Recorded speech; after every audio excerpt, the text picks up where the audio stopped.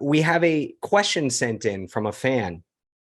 This is from Trevor Tremblay, and his question has to do with an album you worked on in your discography. So he says, I Mother Earth, the Quicksilver Meat Dream is one of my favorite albums. Can you share any behind the scenes information about the recording of this masterpiece and being a production team with Jag? So that's from Trevor Tremblay.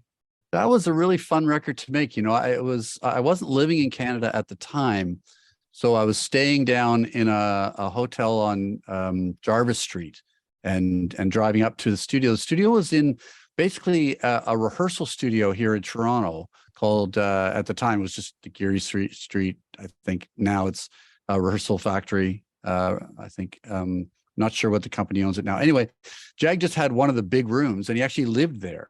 So he had that and then another room, and we would run cables into a smaller space for his amplifiers, but we would sing. Basically, it was in his living room. He'd set up a studio there. And, we did a lot of programming, a lot of things. He had his setup at the console. I had my setup over the side. He would do something and send it to me. I would do something and send it to him. And we'd get Bruce in to play bass or, it was just, a lot of fun. I think we recorded the drums up at phase one when phase one was still going, and then took the rest of it up to his place in Geary Street. And yeah, pretty crazy. A lot of fun.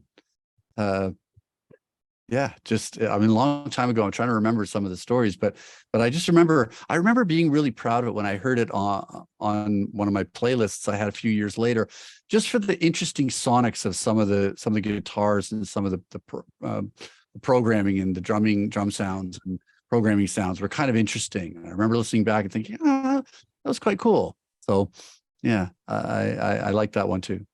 I remember the first song on the album was amazing. Like the sound of the first song. I forget the name of the song, but it was really heavy. It had a great sound.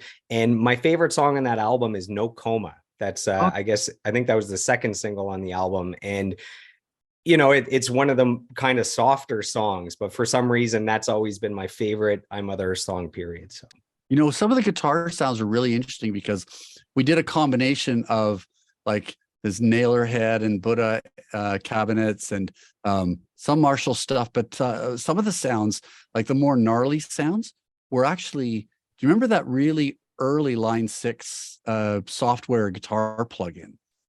He would fire that up and he would crank the preamps basically, but turn off the speaker simulator.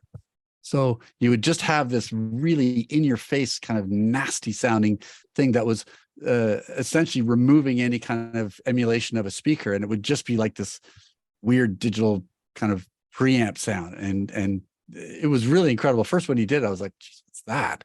And he just said, I just take the speakers off and this is what I get. Really interesting sound. I always find that technology, it's almost better when you break it, when you use it in a way that it's not meant to be done, and you get something interesting out of it.